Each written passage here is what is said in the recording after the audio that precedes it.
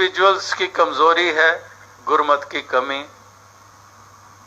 ज्ञान को वो दर्जा ना देना, गुरु के आदेशों उपदेशों को पूरी तरह से उसको नज़रअंदाज करना, भय कण का मात्र भी नहीं, ना निरंकार का ना साकार का, किसी चीज़ का भी नहीं। शहंशाह बाबा ताज सिंह ने जब सारे संसार में मिशन के बारे में, इसको पहुंचाने के बारे में जो जिक्र किए, तो हर बार हमने किसी ने भी मंच से कहा, उन शब्दों को दोहराया, तालियां तो हमारी हर बार बजी, लेकिन ये नहीं सोचा कि अपने ऊपर सवाल नहीं किया कि वो जो सपना शहंशाह बाबा अवतार सिंह जी का एक विश्व भर में मिशन को फैलाव देना, उसमें मैं बाधा बन रहा हूं या मैं साधक बन रहा हूं, मैं वो कमज़ोर कड़ी हूं या फिर मैंने समर्पण किया हुआ है। तो अपने आप से हम सवाल नहीं करते, अपना मूल्यांकन नहीं करते, और हमारी निर्भयता चरम सीमाओं को छू रही है। ना खौफ इस निराकार का, ना गुरु का, किसी चीज़ का भी नहीं।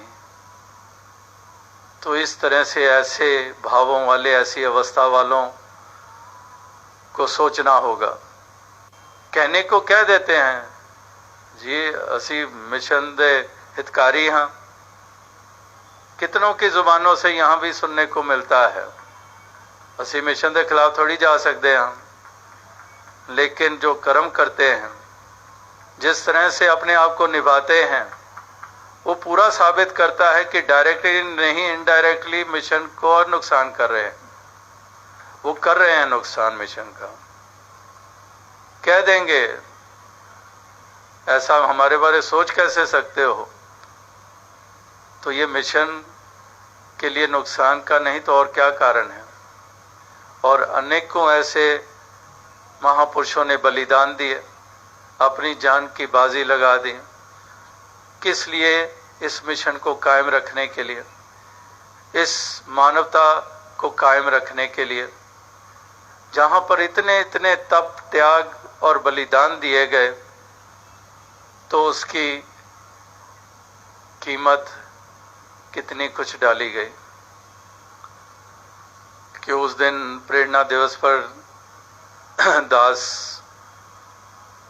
का गला भरा, कुछ आंखें भीगी,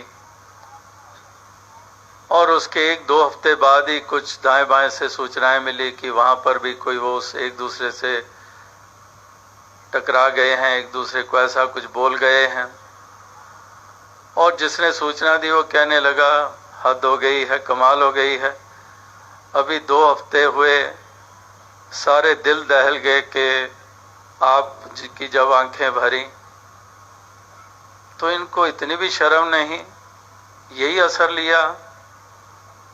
तो दास ने कहा कि बाबा गुरबचन सिंह जी और बलिदानों के खून की परवाह नहीं की, तो ये आंसू क्या है? अगर उस लहू की, उस खून की परवाह की होती, कदर की होती, तो ये दिन देखने नहीं पड़ने।